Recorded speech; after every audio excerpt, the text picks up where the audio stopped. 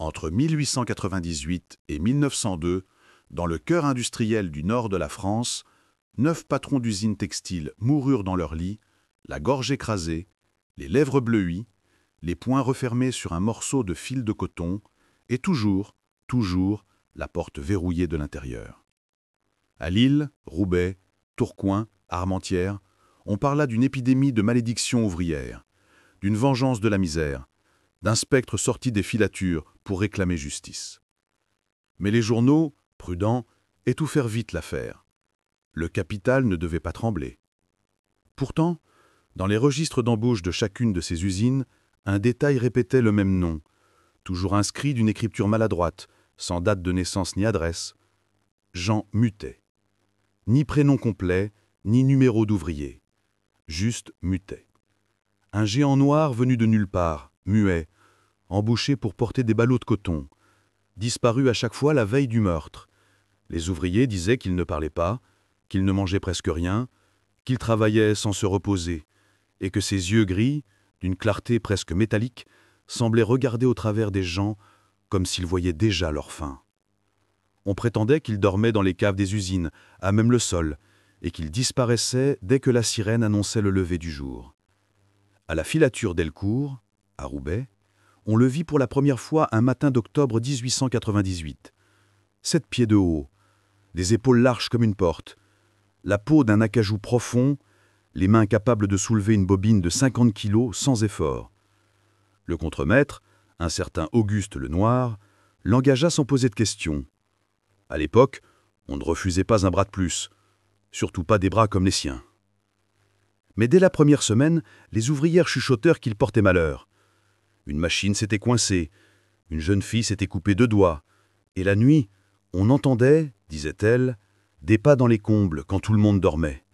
Des pas lourds, lents, comme s'ils mesuraient la taille du bâtiment. Le 14 décembre, le patron, Louis Delcourt, fut retrouvé mort dans son lit, trachée brisée, visage intact, la clé encore dans la serrure. On déclara une crise cardiaque. Mais les femmes du quartier, en silence, mirent des chiffons blancs à leurs fenêtres, signe ancien de malheur. 3 semaines plus tard, Jean Mutet avait disparu. On retrouva son matricule barré d'un trait rouge, sans autre mention. En mars suivant, à Tourcoing, un autre industriel, Émile Boquet, mourut de la même manière. Le commissaire, Paul Béraud, remarquait aussitôt la coïncidence. Dans les registres, un certain Jean Mutet figurait encore, engagé comme manutentionnaire 6 semaines plus tôt. Béraud interrogea les ouvriers. Tous décrivaient le même homme, gigantesque, muet, au regard de pierre. L'un d'eux, un vieil ouvrier nommé Caron, raconta que Mutet se tenait parfois des heures devant les machines éteintes, les mains posées sur le métal tiède, les yeux clos, comme s'il écoutait quelque chose que personne d'autre n'entendait. Il priait, disaient certains. Il se souvenait, disaient d'autres. Le commissaire fit publier une circulaire à tous les commissariats du Nord. Recherchons individu surnommé Jean Mutet, taille exceptionnelle, muet, suspect de plusieurs meurtres. Mais à cette époque, un ouvrier pouvait disparaître d'une ville à l'autre sans laisser de traces. Le 9 mai 1899, un 3e patron, Léon Maréchal, mourut à son tour, gorge broyée, porte verrouillée. Et toujours, les mains refermées sur du fil. Les journaux commencèrent à relier les faits, parlant du cribleur de coton, du tisseur de nuit, du géant du silence. L'histoire fascina les masses. Dans les cafés, on jurait qu'il s'agissait d'un esprit vengeur des colonies, un ancien soldat sénégalais, revenu punir la France d'avoir transformé des hommes en machines. D'autres disaient qu'il n'était pas humain, qu'il ne respirait pas, qu'il se fondait dans la suie des murs. Le commissaire Béraud, homme de raison, refusa les légendes. Il visita chaque scène de crime, observa les traces de doigts énormes sur les draps, les fibres tordues du coton autour des poings des victimes, et il sut que c'était bien un homme, mais un homme d'une force inimaginable et surtout d'une patience froide. En juin 1899, il découvrit un détail ignoré. Sur chaque site, Jean Mutet avait travaillé à proximité immédiate des bureaux où l'on stockait les fiches de paie et les contrats. Et dans ces registres, chaque industriel mort avait en commun d'avoir acheté, à bas prix, des lots entiers de tissus produits dans les colonies françaises, notamment au Sénégal et au Dahomey. des lots marqués du sceau d'une ancienne société d'État, Compagnie de Saint-Louis Afrique. C'était une piste. Béraud fit fouiller les archives de cette compagnie. On y trouva la mention d'un certain Jean Mutard, né vers 1868 dans un village du Haut-Sénégal, capturé enfant lors d'une razzia, enrôlé de force dans les bataillons de tirailleurs, puis disparu des registres en 1889 après une mutinerie. Il était noté « muet de naissance, très grand, dangereux ». Et soudain tout prit sens. Jean Mutet n'était pas un ouvrier ordinaire, c'était un survivant, un soldat colonisé devenu invisible dans la foule ouvrière, un fantôme d'empire venu se venger. À l'été 1899, le commissaire fit tendre un piège. Il publia, sous un faux nom, une annonce d'embauche pour porteur à la filature Desrousseaux à Armentières. 3 semaines plus tard, un homme correspondant à la description se présenta. Il ne parla pas, tendit simplement un papier couvert d'un nom écrit à la craie. Jean Mutet. Le directeur, complice de la police, lui donna le poste. On plaça des agents en observation, de jour comme de nuit. Les premiers soirs, rien. Puis, le 2 août, vers minuit, une ouvrière qui logeait sur place entendit un bruit dans les combles, un craquement régulier, comme si quelqu'un rampait au plafond. On monta, lampe à huile en main, et ce qu'ils virent figea la lumière dans leur gorge. Des empreintes énormes, noires de suie, sur les poutres, comme si un corps gigantesque s'était déplacé à 4 pattes, suspendu sous les chevrons. L'homme disparut avant qu'on arrive à le voir. Le lendemain, le directeur Desrousseaux fut retrouvé mort dans son lit, trachée brisée, porte close, et les agents postés devant la chambre jurèrent n'avoir rien entendu. Le commissaire comprit que la bête les narguait. Il fit inspecter les plafonds, les conduits, les murs. Partout, des traces de pas, parfois à 2 mètres du sol, parfois au plafond. On aurait dit qu'il marchait sur les murs. Cette nuit-là, Béraud ne dormit pas. Il comprit que l'homme qu'il chassait n'était pas seulement fort, mais formé, calculateur, méthodique. Un soldat, pas un monstre, et qu'il exécutait un plan. Le 12 septembre 1899, un rapport confidentiel fut envoyé au ministère de l'Intérieur. Individu inconnu responsable de multiples homicides d'industriels du Nord, probablement anciens tirailleurs sénégalais. Objectif, vengeance coloniale. Danger, extrême. On ordonna le silence pour éviter les troubles sociaux. Mais la peur gagna les patrons. On cloua des planches sur les fenêtres. On fit dormir des chiens devant les portes. On paya des prêtres pour bénir les usines. Rien n'y fit. À l'automne, le nom de Jean Mutet devint une légende de la classe ouvrière. On disait qu'il ne tuait pas les pauvres, qu'il passait dans les dormitoires sans faire de mal, qu'il touchait parfois le front d'un enfant malade et qu'au matin la fièvre avait disparu. On disait aussi qu'il choisissait ses tirs en lisant dans les livres de comptes. Ceux qui volaient les salaires, ceux qui trahissaient leurs ouvriers. Certains virent dans ces meurtres une justice que la loi ne refusait. D'autres virent un pressage de guerre. Mais personne, pas même le commissaire Béraud, ne comprenait encore jusqu'où attendait le plan de ce géant muet, ni que ses prochains pas le mèneraient bien au-delà des filatures, vers Paris, vers les salons des ministres, là où se décidaient les conquêtes, et où l'ombre du coton réclamait son doigt. L'hiver 1899 s'abattit sur le Nord avec une rigueur que même les plus anciens ne se rappelaient pas. Les canaux gelèrent, les cheminées des usines crachaient un brouillard jaune qui ne montait plus, et dans la ville de Lille, on jura voir dans la nuit la silhouette d'un homme trop grand pour être vrai, traversant la rue Faidherbe sans laisser de traces sur la neige. Le commissaire Paul Béraud, obsédé par ce qu'il appelait désormais le dossier M, ne dormait presque plus. Sur le mur de son bureau, il avait cloué les portraits des 9 industriels morts, Delcourt, Boquet, Maréchal, Desrousseaux, et 5 autres dont les noms étaient entourés d'un fil de coton rouge qu'il avait lui-même tendu, reliant les photos comme les points d'une carte invisible. Ce fil, disait-il, menait à Paris, car chaque industriel assassiné appartenait à la même société d'importation, la Compagnie du Fil d'Avrique, héritière directe des anciens comptoirs de Saint-Louis et de Gorée. Derrière ces actionnaires, on trouvait des sénateurs, des officiers à la retraite, des hommes qui avaient bâti leur fortune sur la sueur de soldats coloniaux et sur le commerce du coton africain. Et c'est alors que Béraud découvrit un nom qui le glaça, le baron Alphonse de Cressac, député du Nord, président honoraire de la compagnie et ancien commandant des tirailleurs au Sénégal en 1889. l'année même où un certain Jean Muttard avait disparu. Tout concordait. Le baron vivait à Paris, boulevard Haussmann, dans un hôtel particulier gardé jour et nuit. Béraud, convaincu qu'il serait la prochaine cible, envoya un télégramme à la préfecture de police. Prévoir protection rapprochée pour M. de Cressac, tueur probable en approche, homme très grand, muet, africain. Mais à Paris, on se moqua de l'avertissement. Le ministère craignait le scandale plus que le crime. Un mois passa sans incident. Puis, le 3 janvier 1900, le baron fut retrouvé mort dans sa chambre, porte verrouillée, gorge écrasée.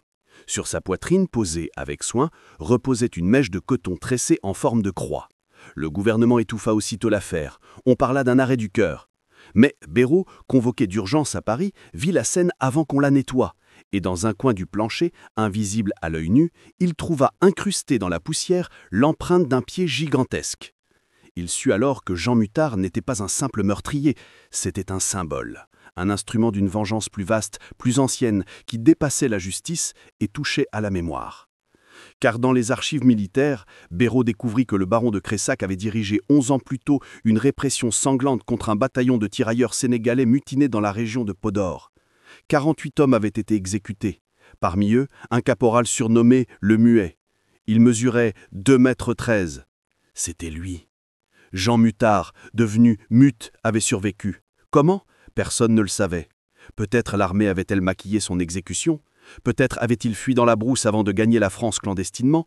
Toujours est-il que depuis son retour, il tuait ceux qui avaient participé à ce massacre, un par un, sans bruit, sans pitié.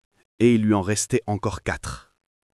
Béraud, désormais convaincu qu'il ne pourrait l'arrêter par la force, décida de comprendre.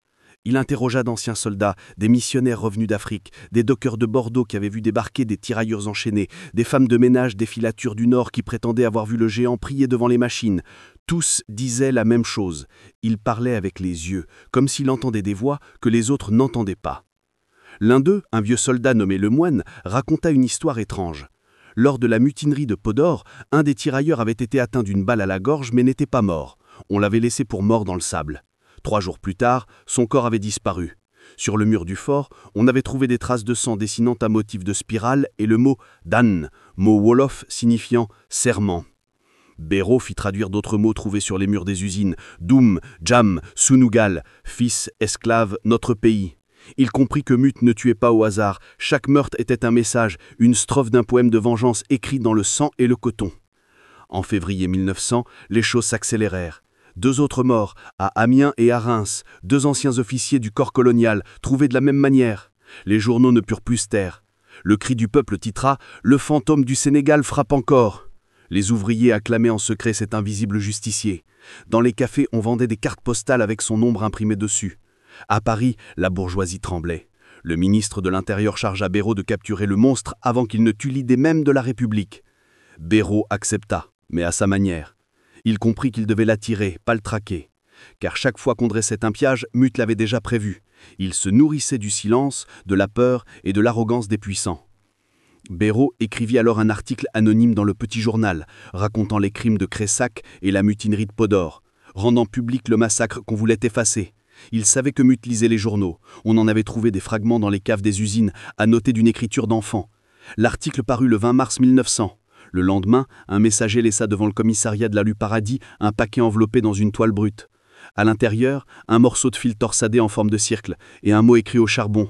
« Tu as entendu ». Ce fut la première fois que le tueur communiquait.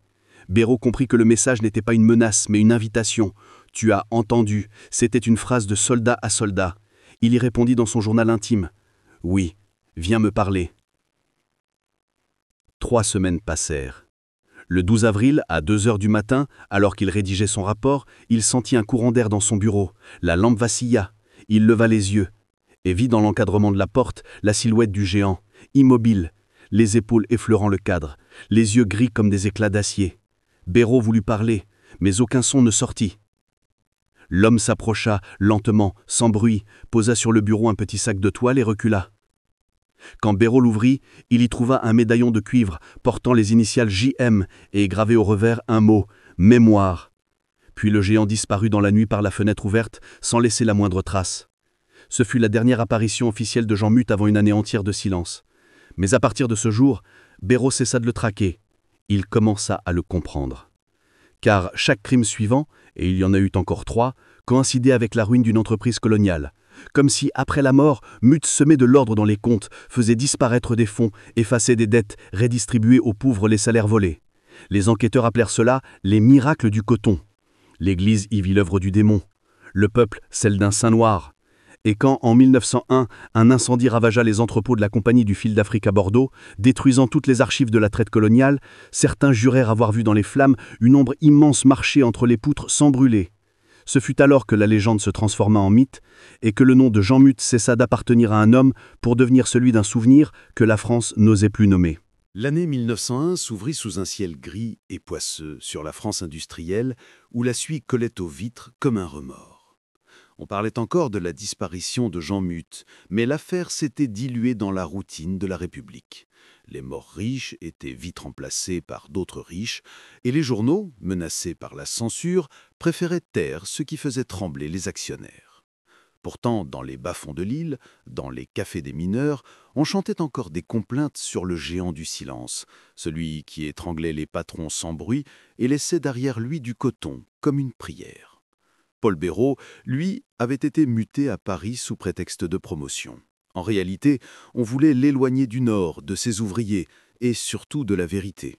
On lui confiait la surveillance d'un réseau anarchiste, mais son esprit restait ailleurs. Chaque nuit, il relisait les notes du dossier Muth, cherchant dans les ombres de l'encre une cohérence qu'aucune logique policière ne pouvait expliquer. C'est à ce moment qu'il reçut une lettre sans cachet, écrite sur un papier jauni dont l'encre semblait trembler. « Vous croyez qu'il a disparu. Vous vous trompez. Il apprend. » La signature était un simple dessin, une main ouverte, paume vers le haut.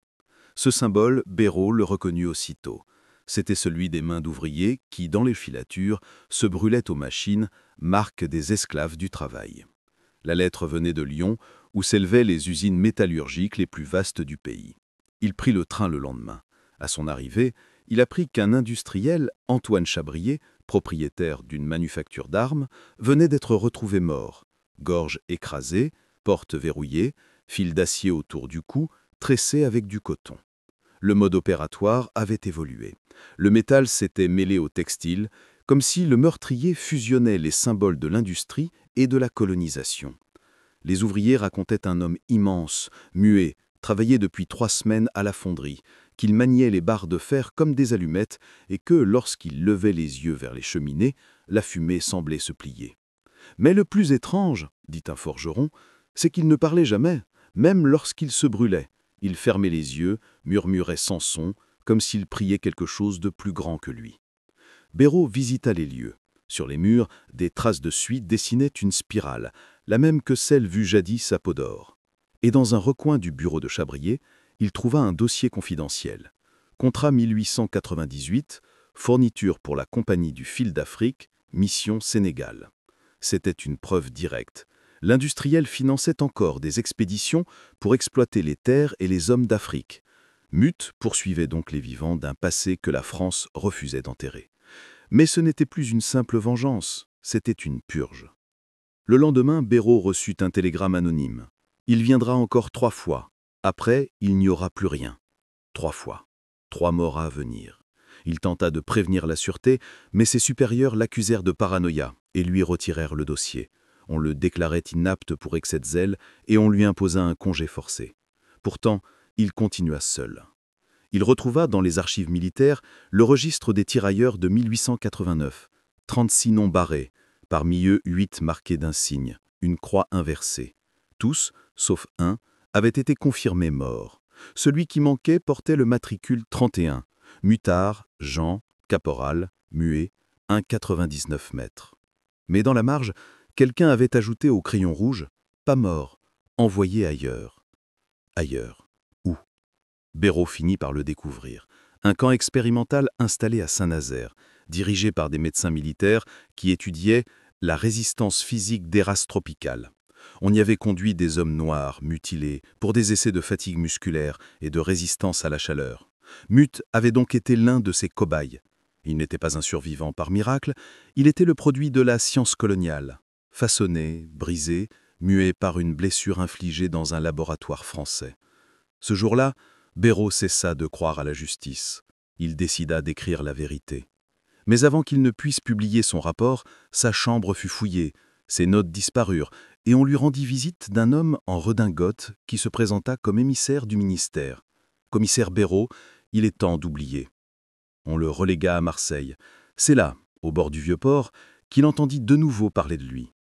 Un marin sénégalais nommé Amadou Diop lui raconta qu'un homme très grand, silencieux, était monté clandestinement à bord d'un cargo à destination d'Oran.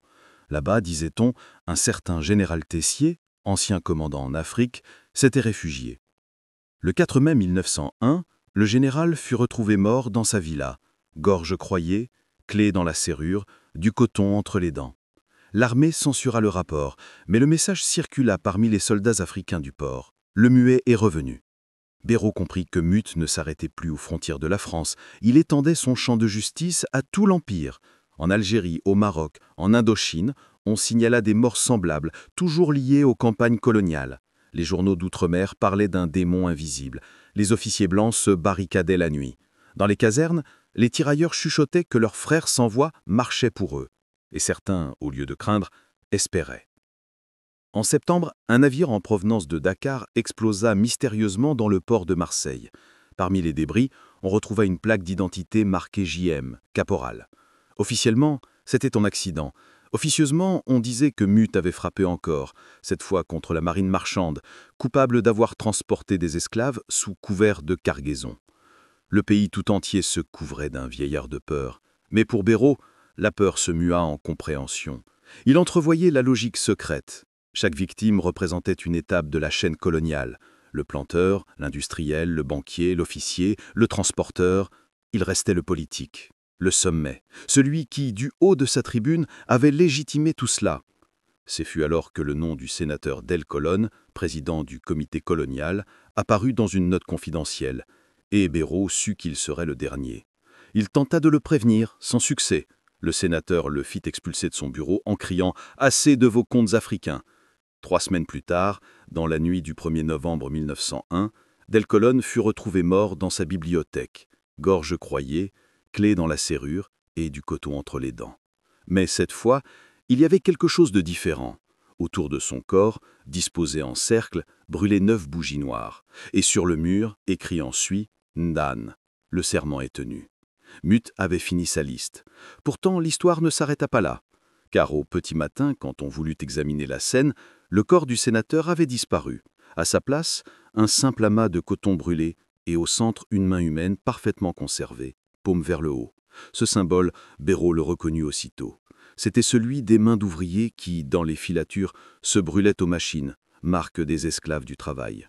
Le commissaire Béraud, convoqué sur les lieux, comprit qu'il ne s'agissait plus seulement d'un tueur de chair, mais d'une idée qui s'était incarnée et qui maintenant se dissipait, comme la vapeur d'une locomotive. Ce fut le dernier acte connu du géant du silence. Après cela, il n'y eut plus de meurtre, mais on commença à retrouver dans certaines usines du Nord et de Lyon des graffitis gravés dans le métal, une spirale, un mot wolof, ou simplement un œil.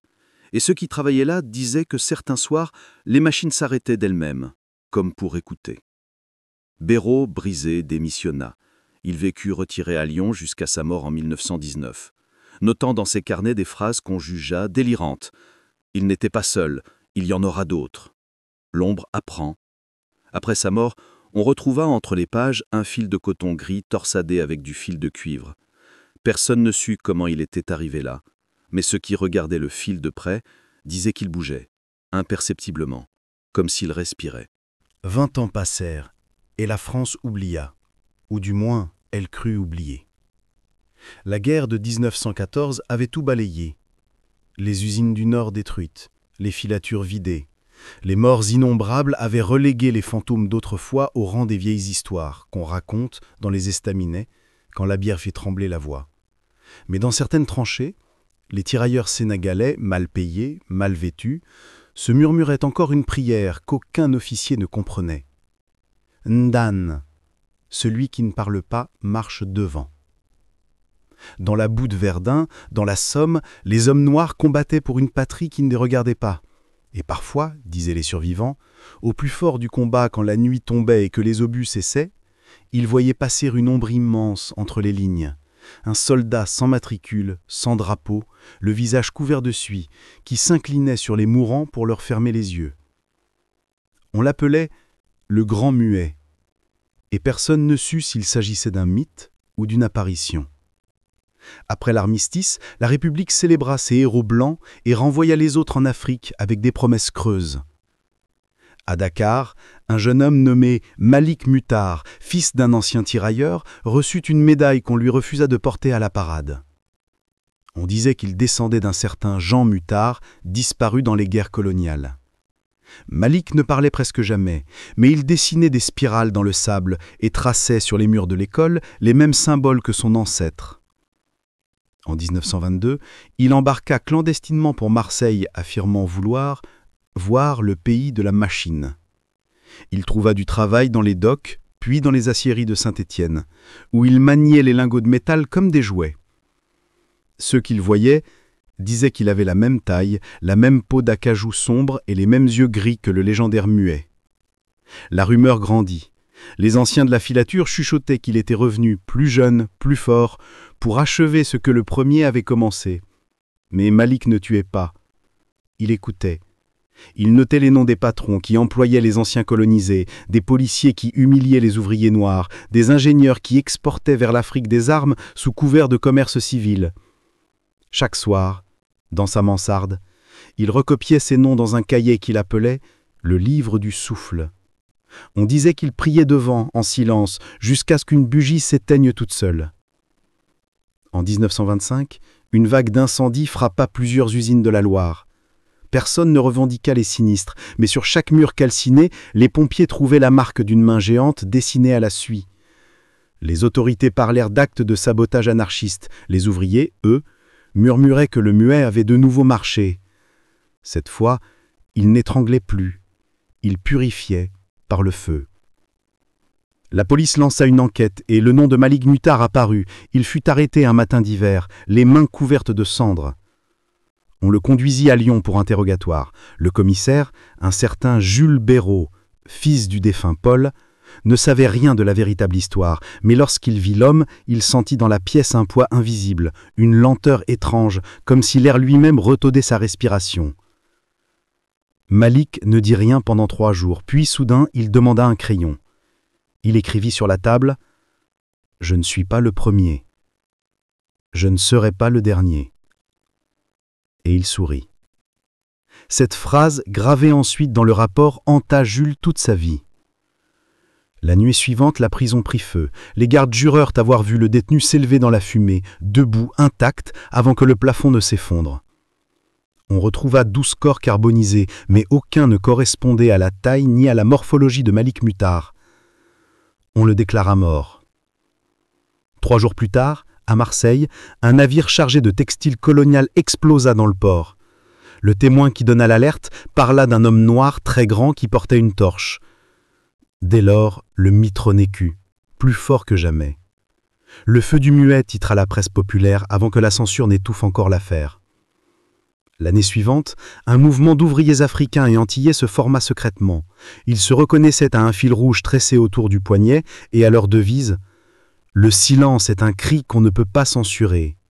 Leur objectif n'était pas la violence, disaient-ils, mais la mémoire. Ils collectaient les histoires oubliées des tirailleurs, les noms effacés des esclaves, les récits des enfants perdus dans les colonies. Mais partout où ils passaient, les puissants avaient peur, car les incendies suivaient leurs traces. En 1930, un député colonialiste fut retrouvé mort à Paris, asphyxié dans sa voiture. On retrouva sur son pare-brise un dessin au charbon, une spirale traversée d'un fil. Personne ne revendiqua le crime. La presse étrangère parla du spectre du coton. Dans les salons, on chuchotait qu'une malédiction africaine frappait la France. Pourtant, le gouvernement resta muet. Trop d'intérêts, trop d'usines, trop de sang sous le tapis. Malik Mutar, ou ce qu'il en restait, disparut encore. Mais dans les archives de la préfecture, Jules Béraud nota en marge « Le cycle recommence tous les 30 ans ». Et il avait raison, car au seuil de la Seconde Guerre mondiale, alors que la France recrutait de nouveau ses soldats noirs pour mourir sur des champs qui n'étaient pas les leurs, des rumeurs circulèrent dans les casernes. Un homme grand, silencieux, passait la nuit entre les dortoirs, posait sa main sur le front des plus jeunes et leur murmurait sans voix « Ndan ». Puis certains disparaissaient, refusant de monter dans les trains. On ne les retrouva jamais. On pensa à la désertion. Mais les officiers qui avaient commandé les troupes africaines furent nombreux à mourir étrangement avant le départ. On parla d'épidémies, d'accidents, de suicides. Personne n'évoqua le nom interdit. Dans une lettre ne jamais publiée, datée de 1939, Jules Bérault écrivit à un ami « Je crois qu'il n'est pas un homme, mais une idée qui change de visage. Il traverse les générations comme le fil traverse le tissu. Le jour où la France entendra enfin ce qu'il veut dire, elle se regardera dans le miroir du coton et ne se reconnaîtra pas. » Cette phrase, retrouvée après la guerre, portait au bas une trace de doigt noir et une odeur de fumée. En 1942, la France s'étouffait sous le joug allemand. Mais dans les ruelles de Marseille et les faubourgs de Lyon, on chuchotait un nom oublié depuis des décennies. Le muet. Les plus vieux dockers, ceux qui avaient connu les colonies, racontaient un homme immense errait dans les entrepôts du port, vêtu d'un manteau d'ouvrier, la tête nue malgré la pluie, les yeux d'un gris d'acier qui ne clignait jamais. On disait qu'il aidait les réfugiés à fuir par les cargos, qu'il portait sur ses épaules des enfants et des caisses de vivres, qu'il ne parlait jamais, mais qu'il entendait tout. Les soldats allemands eux-mêmes le craignaient. Plusieurs patrouilles disparurent sans laisser de traces, sinon des cordes de chanvre tressées de coton brûlé, pendues au crochet des grues. Les rapports de la Gestapo mentionnaient un individu nègre anormalement grand qu'ils soupçonnaient de diriger un réseau de sabotage. Personne ne savait son âge, son origine, ni comment il échappait toujours au barrage.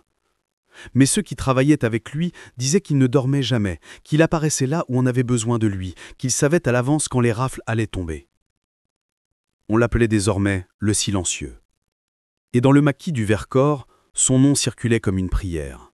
Les résistants noirs et maghrébins de la première compagnie FTP le tenaient pour un guide. Quand ils hésitaient à frapper, il leur suffisait de fermer les yeux et de penser à lui, et l'ordre venait tout seul. L'homme qu'il suivait n'était pas seulement un combattant, c'était une légende vivante, la somme des colères du siècle. En février 1943, un train chargé de textiles réquisitionnés pour l'armée allemande explosa à Saint-Étienne. Sur les rails calcinés, les gendarmes retrouvèrent la trace d'un symbole, une spirale tracée avec du coton trempé dans l'huile. Personne ne revendiqua le sabotage, mais les résistants comprirent. C'était un message. Le feu du coton, celui qu'on croyait éteint depuis Malik Moutar, brûlait encore.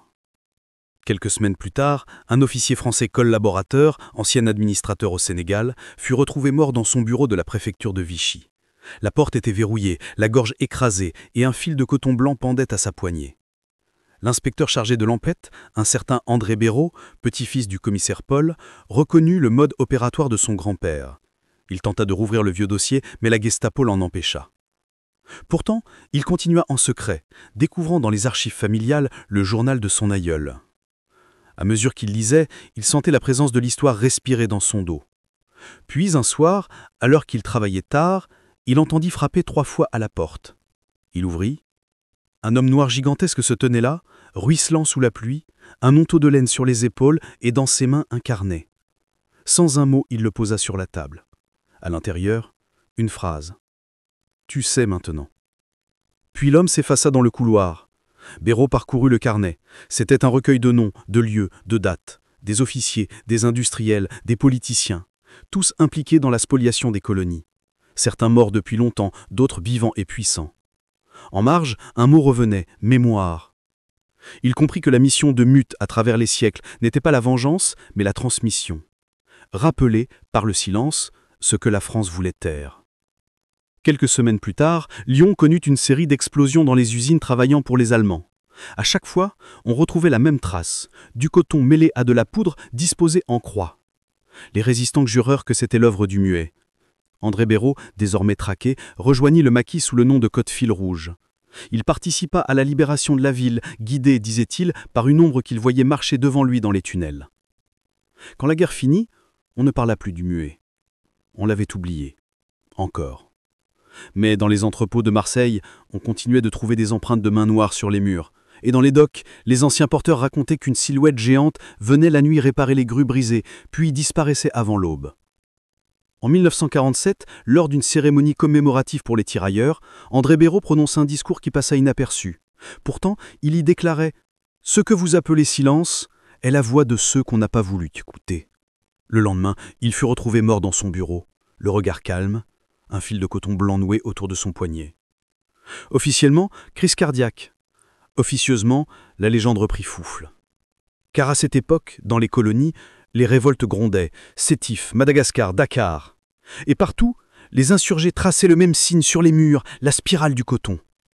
Les soldats français ne comprenaient pas, ils pensaient à un symbole païen, ils ignoraient que c'était un serment vieux d'un siècle.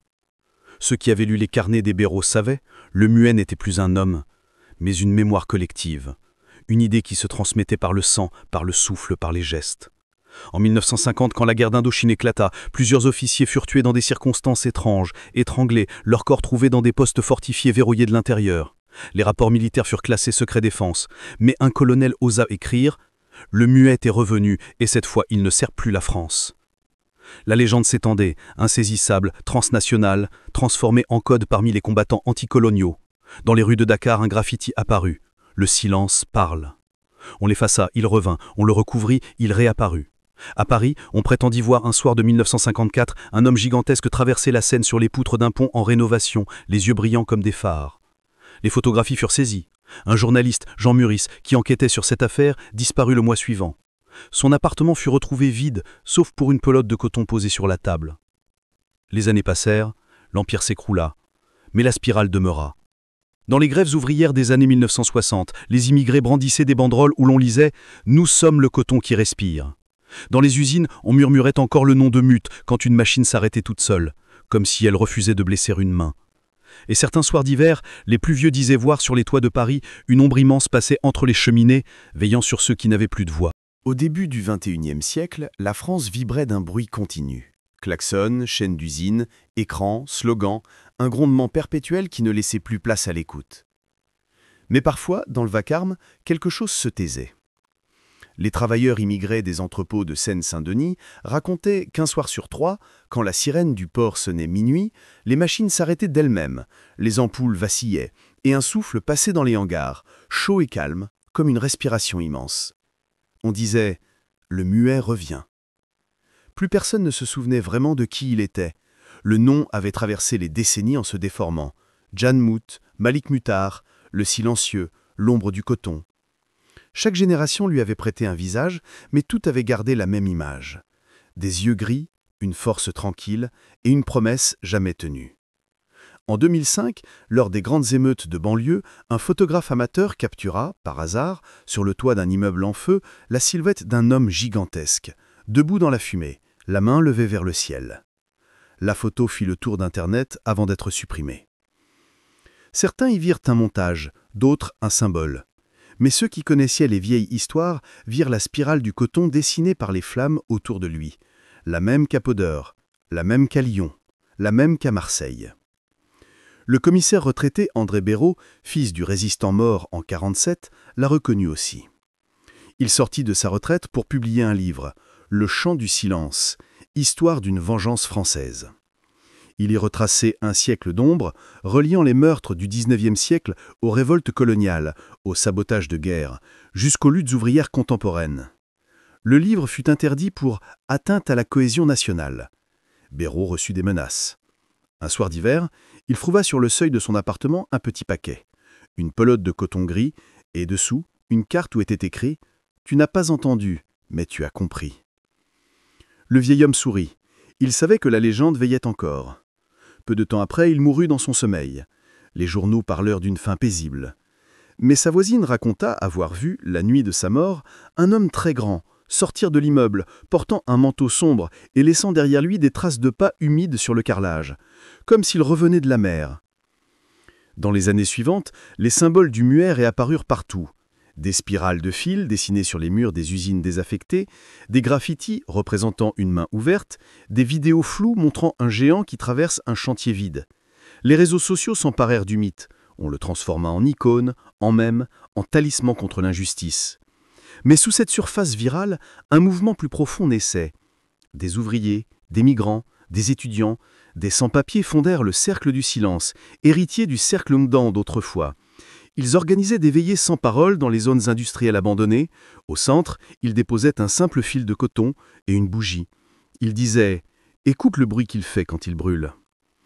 En 2019, lors d'une manifestation à Paris, un affrontement éclata entre la police et les manifestants. Les caméras captèrent un instant incompréhensible. Un mur de flammes, puis une silhouette gigantesque traversant la fumée, saisissant un canon à eau et le détournant sans effort. L'image dura moins d'une seconde, mais assez pour raviver la légende. Le muet protège les sans-voix. Des scientifiques analysèrent la vidéo. Aucune trace d'édition. On parla d'illusion optique, d'effet de lumière. Mais dans les semaines suivantes, plusieurs CRS rapportèrent avoir vu quelque chose bouger au-dessus d'eux, un poids immobile, une ombre suspendue aux façades, comme si quelqu'un marchait sur les murs. Le ministère démentit, mais les rumeurs s'enflaient. À Dakar, à Port-au-Prince, à Alger, on tagua les murs d'une phrase unique « Le silence respire ». Dans les hôpitaux de fortune des migrants, les soignants disaient qu'à certaines nuits, quand la douleur devenait insupportable, les respirateurs s'arrêtaient d'eux-mêmes et les patients sentaient une main sur leur poitrine, large et chaude, qui les calmait. Le muet n'était plus un tueur, il était devenu une présence, une conscience qui se déplaçait dans la mémoire du monde, rappelant sans parole que chaque blessure du passé laissait une trace sous la peau du présent. En 2024, une tempête de sable venue du Sahara recouvrit l'Europe d'une poussière ocre. À Paris, pendant 2 jours, le ciel devint couleur de sang. Et quand le vent tomba, les drones capturent sur les toits de la Défense une empreinte gigantesque dessinée dans la poussière, une spirale parfaite de 30 mètres de diamètre. Les autorités nettoyèrent aussitôt, mais les images circulèrent.